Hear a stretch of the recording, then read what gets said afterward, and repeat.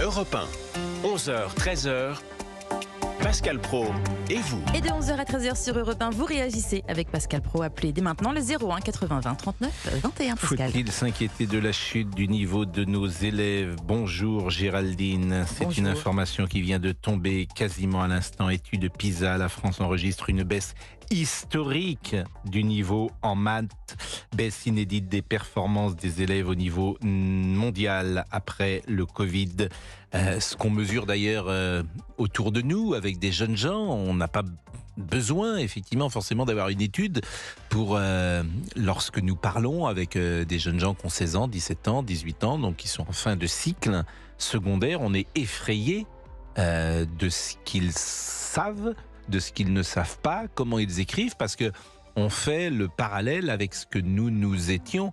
Je salue également Fabrice Lafitte, qui était, j'imagine, un élève très brillant. Très brillant, excellent, le bac avec mention bien.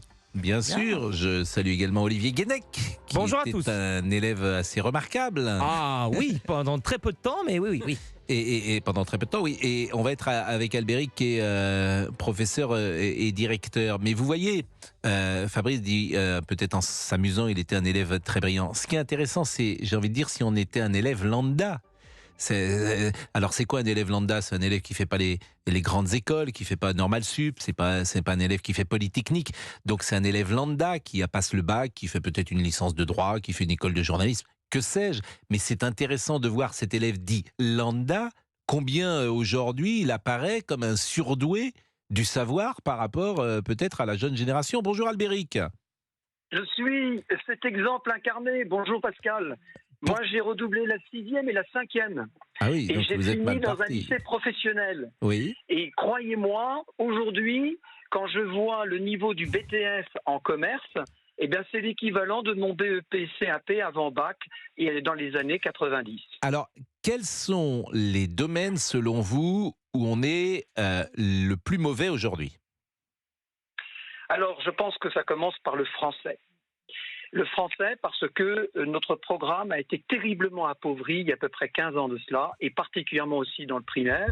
Mes enfants qui sont passés dans le public n'étaient pas dans la capacité de conjuguer à tous les temps et tous les modes un verbe en 3e. Alors que moi, j'étais directeur d'une petite école privée en banlieue, et mes élèves, dès le CM1 et CM2, étaient capables de conjuguer ce que mes enfants dans le public ne pouvaient pas conjuguer. Pourquoi? Parce que l'effectif est irraisonnable, et c'est là où se trouve la maltraitance, monsieur le ministre de l'Éducation nationale, qui a le verbe aussi facile. L'effectif est irraisonnable, le programme est complètement appauvri, et il y a aussi une absence du travail personnel qui a fait partie d'une véritable idéologie. Pendant plus de 10 ans, il n'y a plus de travail personnel. On a eu la crise du Covid là-dessus, personne ne savait travailler à la maison. Mais par exemple, le ministre au moins, travailler à la maison. je ne sais pas ce qu'il va faire, mais au moins il n'est pas dans le déni. Il va faire une Il n'est pas conférence. dans le déni, C'est déjà ça, parce mais qu'on l'a je veux- été pendant je des veux années. qu'on se mette en pratique, parce que ce que l'on dit et que l'on a étouffé pendant des années, nous avons un ministre enfin qui nous le dit. Très bien, mais moi je veux des actes après. Je suis d'accord avec vous, mais Parce c'est que quoi vous des savez, actes? Pascal, on a parlé ensemble il y a quelques mois du harcèlement. C'est pas une session de quelques heures sur le harcèlement qui va sauver le harcèlement à l'école. Même si nous avons un ministre qui est conscient que c'est pas possible.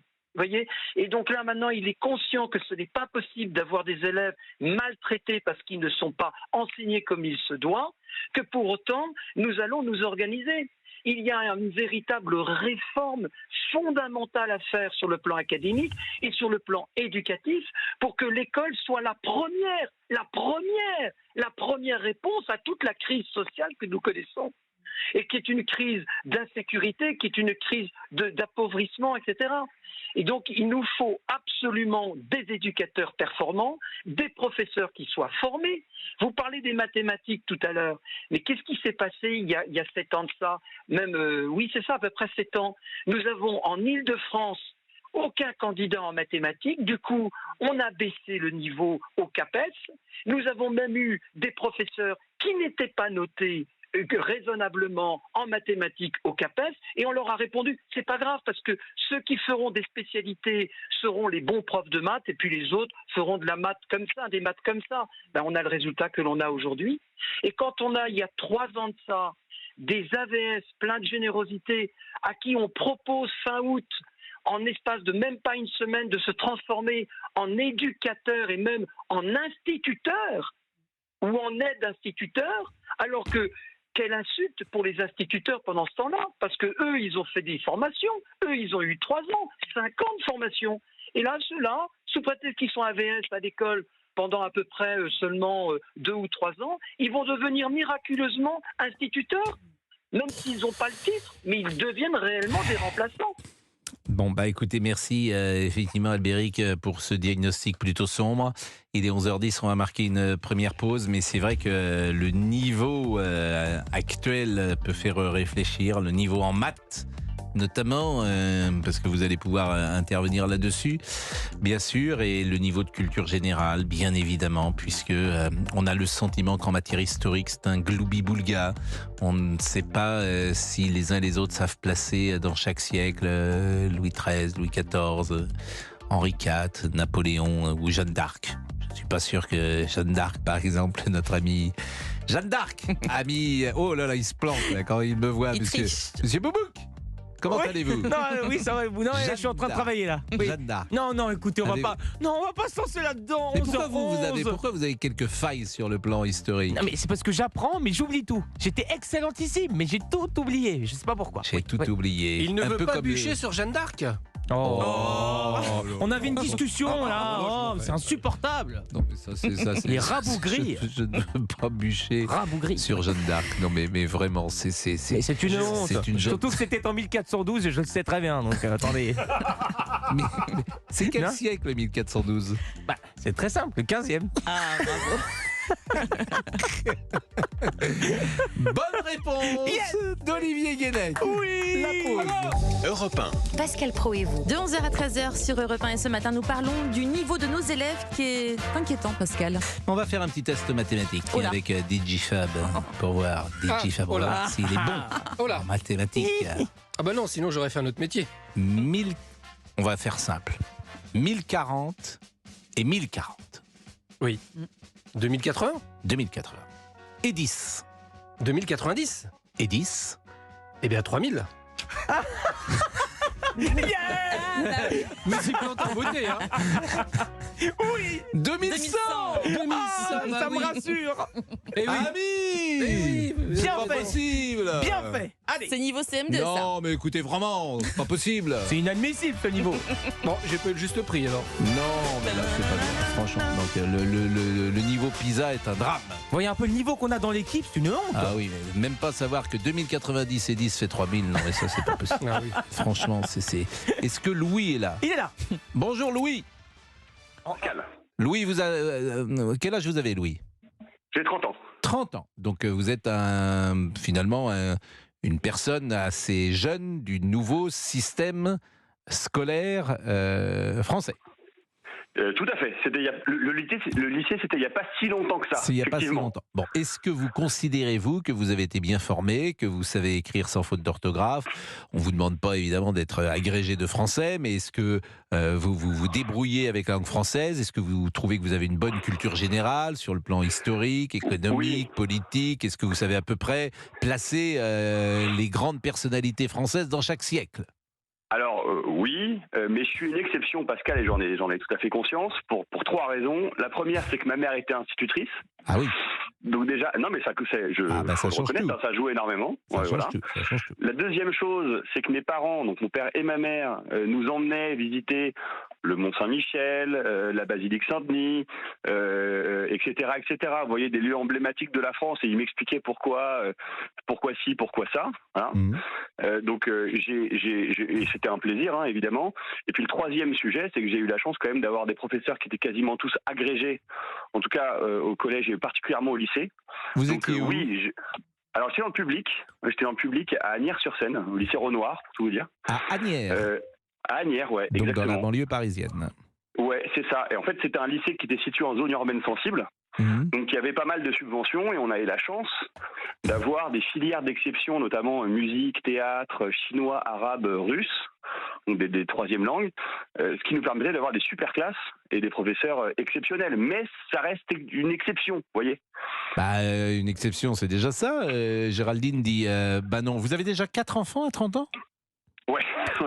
Non, vous n'avez pas chômé. Quel âge ils ont, vos enfants? L'aîné à 6 ans et la dernière à 4 mois. Donc en 6 ans, vous avez fait, moins de 6 ans même, vous avez fait 4 enfants. C'est ça. Quand on aime, on compte pas, Pascal. Votre femme, effectivement, est courageuse, parce que c'est quand même plus difficile, disons-le, pour elle que pour vous. Oui, c'est vrai. Après, c'est quand même avant tout une aventure de famille, et qui se vit en couple, mais bien sûr que c'est pas moi qui les porte, donc ça, on est tout à fait d'accord. Ils s'appellent comment, vos enfants? Écoutez, ils ont des prénoms très classiques. Bon, je vais vous les donner, Arthur, Aliénor, Guilhem et Héloïse. Écoutez, c'est des jolis prénoms, évidemment, et puis c'est une belle famille, et quand on approche Noël comme ça, j'imagine que c'est un moment particulier pour eux. À 6 ans, vous surveillez par exemple ce qu'ils font déjà? 6 ans, il est en CP? Ouais, énormément. Oui, il est en CP, il a fait sa rentrée là cette année, et on surveille énormément. Pourquoi? Parce que on sait que l'enjeu pour nos enfants, non seulement, c'est pas seulement d'être des adultes accomplis et autonomes, parce que c'est ça, nous, notre rôle d'éducateur, notre rôle de parents, c'est de faire en sorte que nos enfants soient armés pour l'avenir, pour le futur. Vous avez dit le mot essentiel, autonome. Que les enfants soient autonomes. Mais il y a autre chose, c'est que maintenant, il suffit pas qu'ils soient autonomes. Maintenant, ce qu'il faut, c'est qu'ils soient supérieurs, ou en tout cas, qu'ils puissent rentrer j'arrive pas à trouver le mot. Grosso modo, qu'ils puissent faire l'affaire malgré l'intelligence artificielle.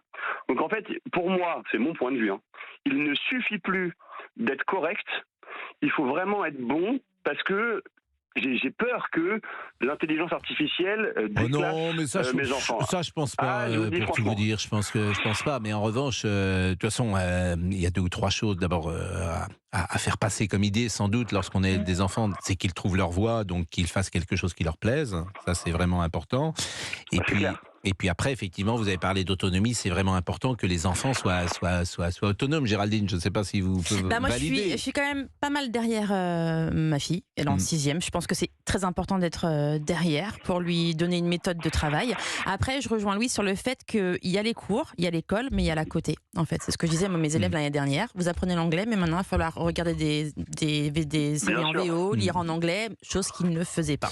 Voilà. On va marquer une pause et remercier Louis. Vous êtes allé au Mont-Saint-Michel, peut-être, monsieur Olivier Guédec? Non, c'est un rêve, pas encore. C'est beau le Mont-Saint-Michel. Oui, pourquoi? Vous, c'est les galettes Saint-Michel, peut-être.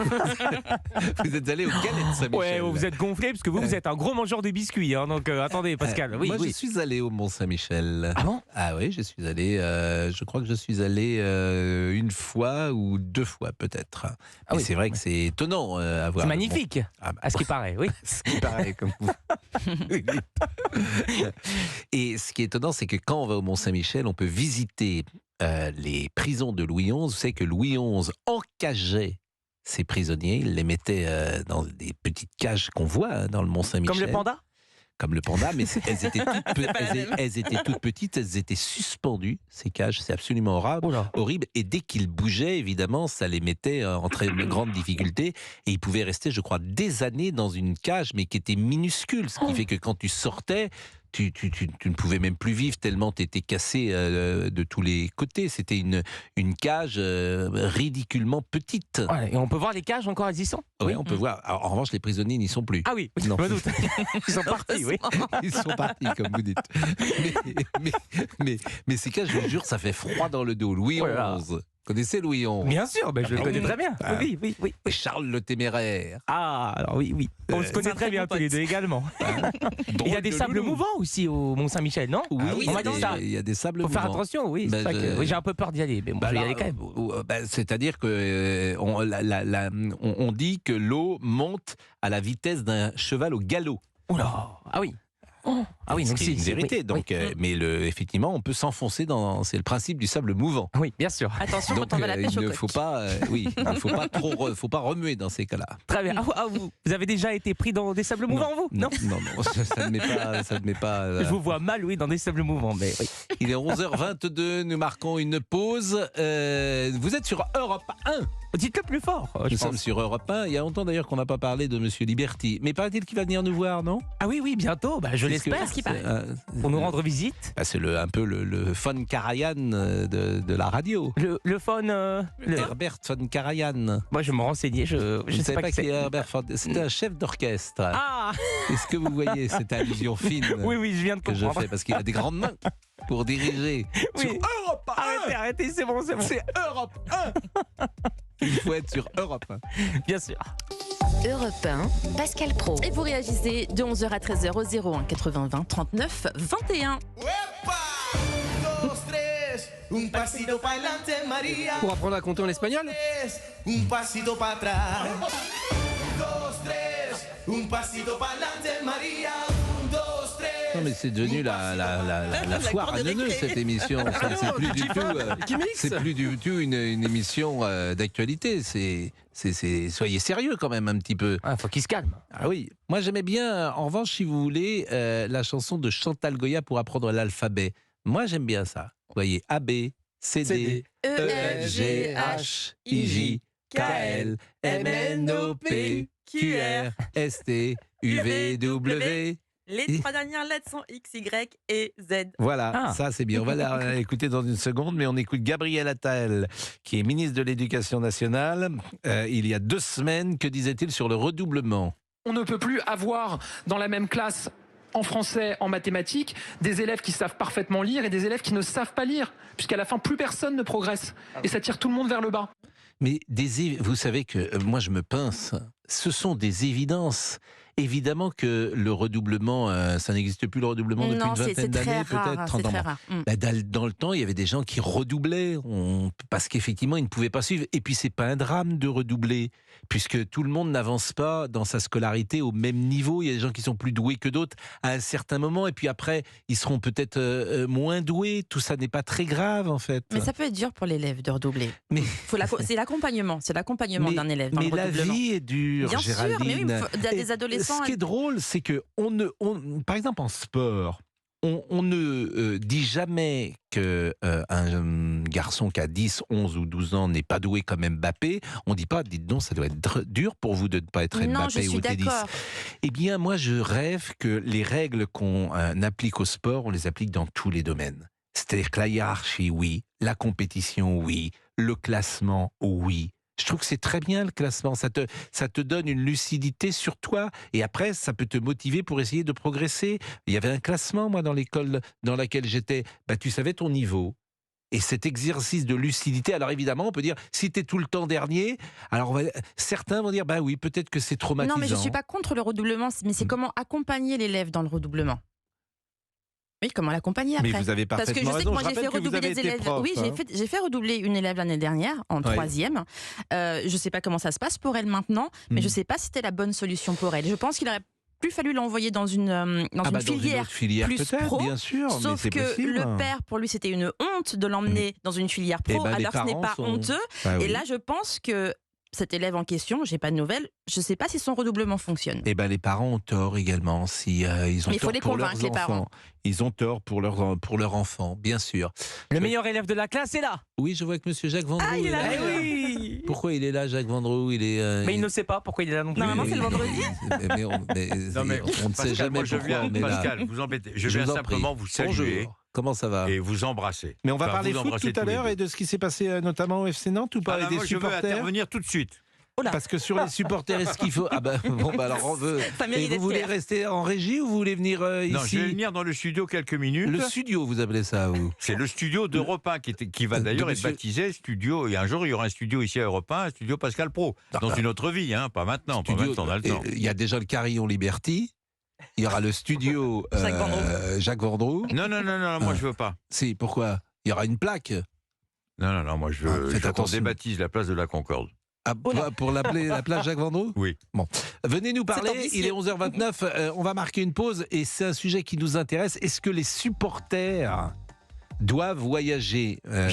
Amélie Oudéa Castéra a regretté ou a imaginé que les supporters ne voyagent plus parce qu'il y a trop d'incidents sur tous les terrains de France. A tout de suite. Pour réagir de 11h à 13h, vous composez ce numéro.